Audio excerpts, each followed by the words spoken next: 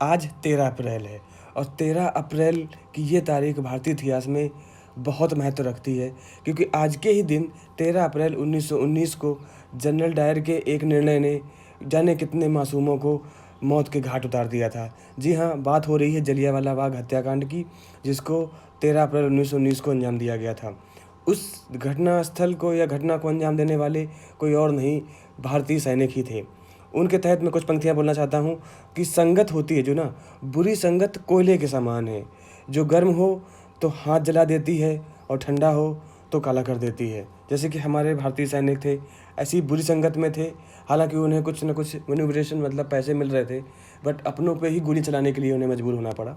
नमस्कार दोस्तों, मैं प्रशांत यादव और आपका स्वागत करता हूं अपने यूट्यूब चैनल, जो कि हमारा यूट्यूब चैनल है बी पॉजिटिव। और आज तारीख है 13 अप्रैल 2022। इस कोट से शुरू करते हैं कि हमें संगत ऐसी करनी है कि हम अपने और अपनों का ख्याल रख सकें, अपने संविधान का, अपने देश का, अपने विचारों का ख्याल रख सकें।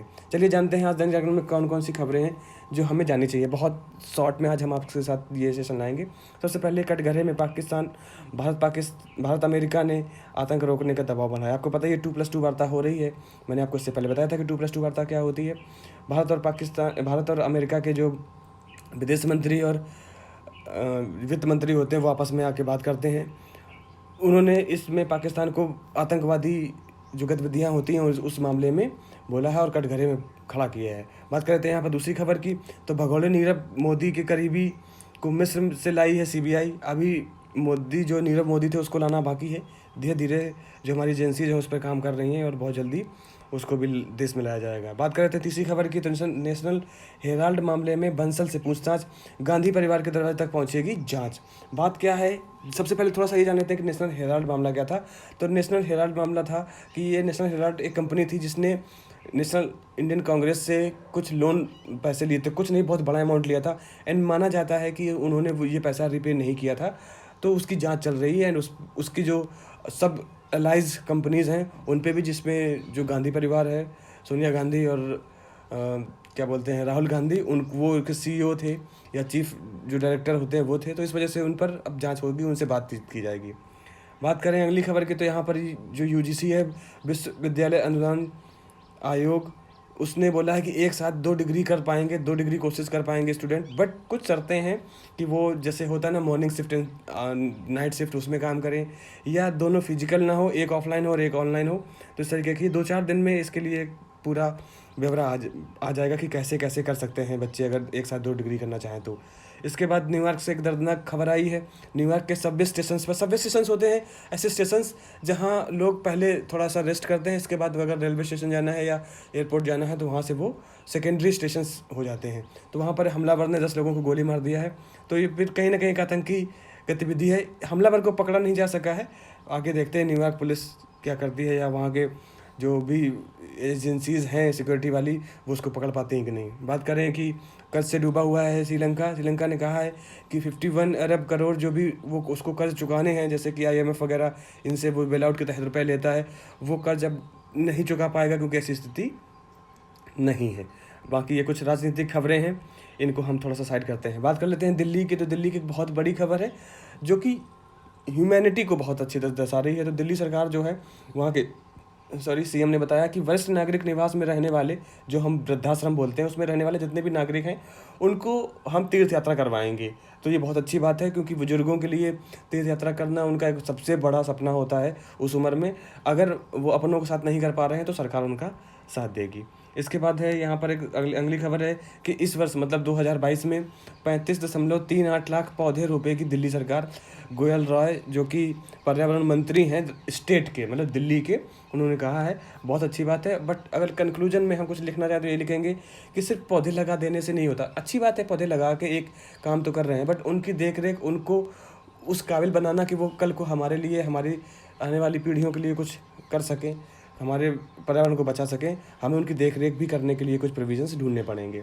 बात कर लेते हैं यहाँ पर, तो EV जो इलेक्ट्रिक व्हीकल है उस पर दिल्ली सरकार बोल रही है कि हम कुछ नई नीतियाँ लाएंगे ताकि इसको गति मिले। उन्होंने बोला है कि 2024 तक इलेक्ट्रिक वाहनों का जो पंजीकरण है हर हाल में 25% तक ले जाना है, और हमें जितने भी ज़्यादा से ज़्यादा इलेक्ट्रिक व्हीकल को हम मतलब ज़्यादा उनको उनकी कंपनियों को उत्साहित करेंगे या उनको हम ज़्यादा इंसेंटिव देंगे तो फ़ायदा ही होगा। इस तरीके से बहुत सारे फोरम्स बनाए जाएंगे जिनमें ऐसी कंपनी जो कि इलेक्ट्रिक व्हीकल्स बनाती हैं उनको बुलाया जाएगा। बाकी इधर बात कर लेते हैं ASI जो भारतीय आर्कियोलॉजिकल सर्वेक्षण है, जिसको भारतीय पुरातत्व सर्वेक्षण बोलते हैं, वो बोला है कि दिल्ली में खुदाई करके ढूंढेगा बदायूं दरवाज़ा। जैसे आपने सुना ही होगा कि लाहौरी गेट है, लखनऊ रोड है, इसी तरीके से अब बदायूं दरवाज़ा भी मिलेगा। कहा जाता है कि ये दरवाज़ा जो पृथ्वीराज चौहान थे उनके किले का तीसरा एक द्वार था जो कि पिथौरा के पूर्वी ओर तरफ खुलता था, कहा जाता है। अभी इसकी खुदाई होगी, कहाँ होगी ये पुरातत्व विभाग अपने हिसाब से करेगा। ये भी कहा जाता है कि अलाउद्दीन खिलजी जो थे उन्होंने शराब ना पीने की कसम खाई थी। यहाँ पर जितने भी बर्तन थे सारे बर्तन तोड़ दिए थे और बोला जाता है कि यहाँ पर मृत्यु दंड दिया जाता था इसी दरवाजे पर। काफ़ी एक्टिव माना जाता था उस टाइम का। चलिए बात करते हैं अगले पेजों की। तो भारत ने कहा है कि WTO वर्ल्ड ट्रेड ऑर्गेनाइजेशन अगर अनुमति दे तो वो भारत जो है वो दुनिया के खाद्यान्न की आपूर्ति कर सकता है। क्यों भारत इतने पॉजिटिवली बोल रहा है? क्योंकि भारत की अभी जो एक, जैसे अभी आपको पता ही है कि एक भारत ने कोरोना के दौरान एक योजना चलाई थी। उस योजना के तहत सर्वोदय अन्न योजना थी। उस योजना के तहत भारत ने 80 करोड़ लोगों को मुफ्त राशन दिया। तो भारत का ये कहना है कि जब हम 80 करोड़ लोगों को मुफ्त राशन पहुंचा सकते हैं तो पूरे देश की खाद्यान्न आपूर्ति हम कर सकते हैं अगर WTO हमको अनुमति दे, हमारे ऊपर ज़्यादा टैक्स इम्पोज ना करे, हमें फ्री ट्रेड करने का मौका दे। तो बहुत एक अच्छी बड़ी बात है और विश्व पटल पे आके इस तरीके से बोलना भारत का बहुत ऊंचा कद करता है। इसके बाद है जो आपको पता ही 2+2 वार्ता हो रही है, किसके बीच हो रही है? भारत और अमेरिका के बीच में। उसमें बोला गया है कि रूस से भारत एक माह में जितना तेल खरीदता है, यूरोपियन कंट्रीज़ जो हैं, यूरोप जो है वो उतना दोपहर में खरीद लेता है। मतलब एक थोड़ा सा सरकास्टिक वे में बोला गया है, बट इसका कहने का मतलब है कि भारत रूसिया से बहुत ही कम जो तेल है वो खरीदता है। उस मामले में यूरोप बहुत ज़्यादा खरीदता है। तो ऐसे अभी आपको पता ही है रसिया और यूक्रेन का जो मनमुटाव चल रहा है, उसमें सैंक्शंस लगाए जा रहे हैं, भारत पर दबाव बना रहा है अमेरिकी जो लॉबी है कि मतलब आप रसिया से अपने संबंध हटाइए। तो यही बोला गया है कि जितना भारत रसिया से करता है उतना तो उसका कई गुना ज़्यादा यूरोप तो एक दिन में कर डालता है जितना हम एक महीने में करते हैं। बहुत अच्छी बात कही गई और बहुत अच्छे से अपने को डिफेंड किया गया है। बात कर लेते हैं अगर हम सेना में, तो वायुसेना प्रमुख जो कि VR चौधरी हैं, उन्होंने बोला है कि आधुनिक जंग को चुनौतियों के हिसाब से अपनों को करना होगा तैयार, अपने आप को अब करना हो। क्योंकि आधुनिक जंग अब ऐसे नहीं होंगे कि हाँ गोलियां लेके जा रहे हैं और छिपके मार रहे हैं, ऐसा नहीं। अभी आधुनिक हथियार जो होगा वो भविष्य में बहुत ही भीषण हो सकते हैं, हाइब्रिड होंगे, कंप्यूटर से साइबर अटैक्स हो सकते हैं, सूचनाओं का ब्लैकआउट हो सकता है, आर्थिक नोटबंदी हो सकती है, हाइपरसोनिक मिसाइल्स, रासायनिक जो हमारे उपकरण वो कहते हैं मिसाइल्स होती हैं, उनका उपयोग हो सकता है। तो उसके लिए हमको तैयार होना है, उन्होंने ये बात बोली है। बात कर लेते हैं अगर यहाँ पर, तो एक उत्तर प्रदेश के लिए है कि उत्तर प्रदेश में होता है ना कि स्टैम्प पेपर, अगर हम कोई रजिस्ट्री करवाते हैं कुछ करते हैं तो स्टैम्प पेपर की बहुत ज़्यादा रिक्वायरमेंट होती है एंड वो इतनी ईजिली हमें नहीं मिलते, हमें बहुत मशक्क़त करनी पड़ती है, हमें अदालत जाना पड़ता है, जो बेसिक कचहरी टाइप होती हैं वहाँ से लाना पड़ता है। तो बोलने कि 10 से 100 रुपये के बीच के जो स्टैम्प पेपर होते हैं वो अब राशन की दुकानों में भी उत्तर प्रदेश में मिलना शुरू हो जाएगा। और तो ये अच्छी बात है कि लोगों को ज़्यादा भटकना नहीं पड़ेगा। चलिए इधर ये बात कर लेते हैं कि आपको पता ही होगा नींबू ने जीवन का तहस नहस कर दिया है। मतलब नींबू इतना महंगा हो गया है कि सच में उसका नाम सुनते ही दिल में और जेब में खट्टापन आ जाता है। तो वही है कि एक सरकास्टिक है माधव जोशी साहब का, बोले कह के रहेंगे अच्छी क्वालिटी का है बाबूजी, तभी तो दाम सुनते ही मन भी खट्टा हो गया। आपको पता होगा कि नींबू कितना महंगा है। चलिए बात कर लेते हैं आगे कुछ खबरों की। तो उत्तर प्रदेश सरकार ने बोला है कि सरकारी दफ्तरों में आधे घंटे से अधिक ना चले भोजन अवकाश, क्योंकि हम देखते हैं कि सरकारी जो दफ्तर होते हैं उसमें ज़्यादातर टाइम अब लफाबाजी होती है ना, कि बातें कर रहे हैं एक दूसरे से, लफाजी हाँक रहे हैं और खाने को लेकर चले कि हाँ खाना चल रहा है। तो उस पर थोड़ा सा सरकार ने काफ़ी स्ट्रिक्ट जो है वो स्टेप्स लिए हैं। बात कर लेते हैं राष्ट्रीय फलक की। तो उत्तर प्रदेश, पंजाब, हरियाणा, मध्य प्रदेश में अच्छी बारिश हो सकती है, मानसून विभाग ने ये बोला है। तो ये बहुत अच्छी बात है कि ये अच्छी बारिश हो, क्योंकि अभी जिस हिसाब से गर्मी पड़ रही है वो तो हालत ख़राब करने वाली है। चलिए बात कर लेते हैं यहाँ पर एक जो कि हमारे एग्जाम के जरूरी हो सकता है कि 2021 का tree city of the world बना है हमारा मुंबई। ये वृक्ष नगरी नाम से घोषित किया गया है उसको 2021 का। इसमें यहाँ पे पेड़ों का रख रखाव, पेड़ों को लगाने का बहुत अच्छा दिखाया गया, तो बहुत अच्छी बात है। पर्यावरण संरक्षण के मामले में विश्व स्तर पर इस तरीके से भारत के किसी एक शहर का नाम आना मतलब अपना परचम लहराता है। आगे कुछ और खबरों की हम बात अगर कर लेते हैं, तो अभी आपने देखा कि संडे को एक हादसा हुआ था, रोपवे हादसा। रोपवे आप जानते हो कि जो हिली एरिया होता है, तो एक हिल से दूसरे हिल तक जाने के लिए हम रोपवे का यूज़ करते हैं। तो उसमें ऐसा हुआ कि रोपवे से आ रहा था, बट अनफॉर्चुनेटली उस रोपवे का जो रोप होता है वो कहीं ना कहीं से दिक्कत में आया, और रोपवे हमारी जो थी वो बीच में अटक गए। काफ़ी लोग उसमें, 28 लोग से ज़्यादा उसमें, मतलब बहुत सारे लोग थे, बट 28 लोग, काफ़ी लोगों को बचाया जा चुका है। और स्टिल इस पर बहुत सारे रूल्स बन रहे हैं। तो वही है कि भारतीय वायुसेना ने कैसे जाके वहाँ पर लोगों को बताया कि ये सुंदर सी तस्वीर भी है। चलिए अगर आगे बात कर लेते हैं, तो केंद्र ने कहा है कि जितने भी रोपवे प्रोजेक्ट हैं, अब क्योंकि देखिए एक भी कोई इंसिडेंस होता है तो इसके बाद सरकार उस पर पॉजिटिव रिएक्शंस लेना शुरू कर देती है, उसको और अच्छा करने की कर देती है। क्योंकि अभी तक इसको इतना ज़्यादा रोपवे प्रोजेक्ट को इतना ज़्यादा लोग ले नहीं रहे थे, क्योंकि रोप जो होती है वो काफ़ी सॉलिड होती थी और ऐसे कोई इंसिडेंट्स बहुत कम होते थे। तो अब ऐसा हुआ है, तो केंद्र ने कहा है कि राज्य अपने जितने भी रोपवे प्रोजेक्ट्स हैं उनका सुरक्षा ऑडिट करें एंड देखें कि सब कुछ सही चल रहा है कि नहीं। चलिए बात कर लेते हैं यहाँ पर कि जो कोरोना का नया वेरिएंट आया है ओमिक्रॉन का XE, वो काफ़ी संक्रमित है, फैल भी रहा है। तो बोला है कि थोड़ा सा सचेत रहने की ज़रूरत है। हालांकि कोई दिक्कत नहीं है, क्योंकि हम लोग ऑलरेडी वैक्सीनेटेड हैं और इतना फ़र्क नहीं पड़ रहा है। चलिए बात कर लेते हैं यहाँ पर, जैसे आपको पता ही होगा कि किसान आंदोलन में, जो कि एक अदानी का प्लांट था जो कि गेहूं बिक्री के लिए खरीदा जाता था, एक प्राइवेट था, वो बंद करवा दिया गया था जब किसान आंदोलन चल रहा था। जैसे किसान आंदोलन ख़त्म हुआ, वो स्टार्ट हुआ, लोग उसको बहुत पसंद कर रहे हैं, वहाँ पे जाके बहुत अच्छे से अपना जो गेहूँ जो भी है वो वहाँ पे दे रहे हैं। इसके बाद बात करते हैं बिजनेस में, तो सोना 52,358, चांदी 67,807 और डॉलर 76.14 रुपये का हो गया है। बात है यहाँ पर कि खुदरा महंगाई 17 महीने के शीर्ष पर है।